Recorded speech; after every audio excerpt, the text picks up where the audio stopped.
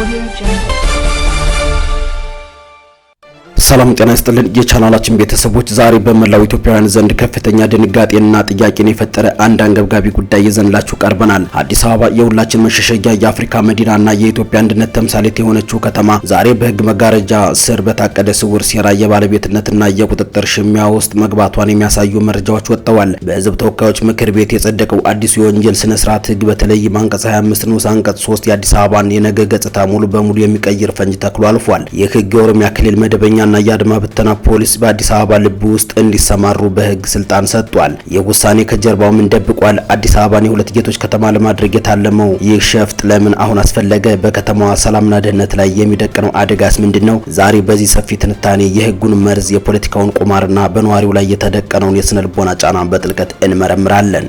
ይህ አዲሱ የወንጀል ስነ ስርዓት ሕግ በፓርላማው ሲጸድቅ እንደ ቀድሞ በጭብጨባ ብቻ አልነበረም። ይልቁንም እነ ዶክተር ደሳለኝ ጫኔና አቶ አበባው ደሳለኝ ያሉ የምክር ቤት አባላት በጽኑ ሲቃወሙት የነበረው ለምን እንደሆነ መረዳት ለትንታኔያችን ቁልፍ መነሻ ነው። ሕጉ በግልጽ እንደሚለው የኦሮሚያ ክልል ፍርድ ቤቶች በአዲስ አበባ ከተማ ውስጥ የሚገኙ የክልሉ ተቋማት ንብረቶችና ሰነዶች ላይ የሚፈጸሙ ወንጀሎችን የማየት ስልጣን ተሰጥቷቸዋል። ይህ ሲታይ ተቋማትን ለመጠበቅ ነው የሚል የዋህ ሽፋን ቢሰጠውም በተግባር ግን የክልሉን ፖሊስና የአድማ ብተና ሰራዊት ወደ አዲስ አበባ ለማስገባት የተመቻቸ የሕግ በር ነው ተብሏል። አንድ የክልል ፍርድ ቤት ስልጣን አለው ማለት ያንን ስልጣን የሚያስፈጽም የራሱ የፖሊስ ኃይል በቦታው ላይ መገኘት አለበት ማለት ነው። ይህ ደግሞ በአንድ ከተማ ውስጥ ሁለት የተለያዩ ሉዓላዊ ጸጥታ መዋቅሮች እንዲኖሩ ያደርጋል።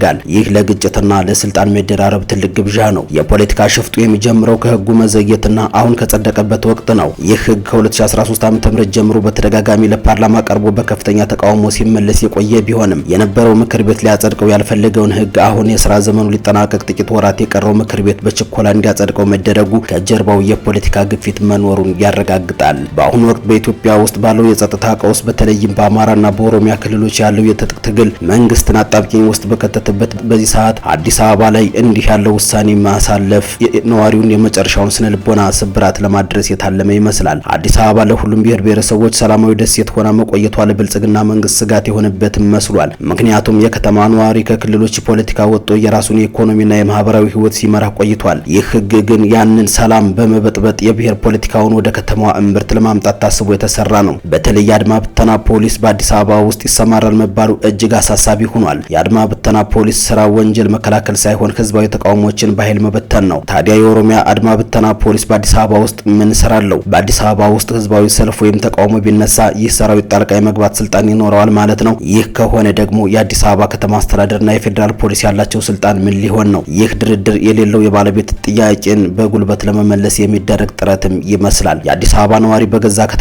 ውስጥ በባዕድ የጸጥታ ኃይል እንዲጠበቅ ወይም እንዲፈራ ማድረግ በከተማዋ ውስጥ የሚኖሩ ሌሎች ብሔረሰቦችስ ቀስ በቀስ እንዲሸሹና ከተማዋን ለአንድ ብሔር የበላይነት እንድትመቻች የሚደረግ ስርዓታዊ ዘመቻ ነው። ቀጣዩ ስጋት የዳኝነት ነጻነትና የዜጎች መብት ላይ ነው። አንድ የአዲስ አበባ ነዋሪ በክልሉ ተቋማት አካባቢ ባለው ወንጀል ቢጠረጠር የሚዳኘው በፌዴራል ሕግ ሳይሆን በኦሮሚያ ክልል ፍርድ ቤትና በክልሉ ፖሊስ ይሆናል። ይህ ማለት ዜጎች በገዛ ሀገራቸው መዲና ውስጥ በሁለት አይነት የሕግ ስርዓት እንዲዳኙ መገደዳቸው ነው። ይህም በዜጎች መካከል ከፍተኛ የፍትህ እኩልነት ጥያቄን ያስነሳል። ከዚህም በላይ የክልሉ ተቋማት በሚባሉት ስር ንብረትና ሰነድ ተብሎ በሰፊው መቀመጡ ነገ ማንኛውም አይነት ክርክር ወደ ክልሉ ፍርድ ቤት ለመውሰድ መንገድ ይከፍታል። ይህ በመሬት ወረራ፣ በህንጻዎች ባለቤትነትና በከተማዋ ሰፊ መሬቶች ላይ የክልሉን ፍላጎት በህግ ለማስከበር የሚደረግ ሽሚያ ነው። በአጠቃላይ ይህ አዲሱ የወንጀል ስነ ስርዓት ህግ መጽደቅ ለኢትዮጵያ ፌዴራሊዝምና ለአዲስ አበባ ራስ ገዝነት የመጨረሻ ምርዶ ሊሆን ይችላል። አዲስ አበባ የሁሉም ኢትዮጵያውያን መሆኗ ቀርቶ በአንድ ወገን ፍላጎት የምትመራና በክልል ፖሊስ የምትጠበቅ ከተማ ማድረጉ ሀገሪቱን ወደ ባሰ የብሔር ውጥረት ይከታታል።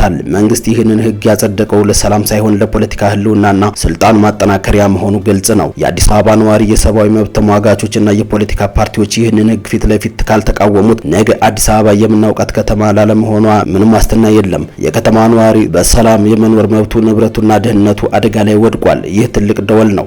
አዲስ አበባን የመታደግ ጥሪ ነው። ውድ ተመልካቾቻችን ዛሬ ያቀረብንላችሁ የዜና ትንታኔ በአዲስ አበባ ላይ የተጋረጠውን ስውር አደጋ የሚያጋልጥ ነው። ይህ ህግ ለከተማዋ ሰላም ያመጣል ወይስ ጭራሽ የጥፋት መጀመሪያ ነው? እናንተስ በዚህ ውሳኔ ላይ ምን ትላላችሁ? መንግስት ስለምን አሁን ይህንን ለማድረግ ወሰነ? ሀሳባችሁን በኮሜንት መስጫው ላይ አስፍሩልን። ቪዲዮ ላይክ እና ሼር በማድረግ ለሌሎች እንዲደርስ አድርጉ። ቻናላችንን ሰብስክራይብ በማድረግ ቤተሰብ ይሁኑ። ሰላም ለሀገራችን ይሁን። በአዲስ ትንታኔ እስከምንገናኝ በቸር ቆዩ። Audio Jungle.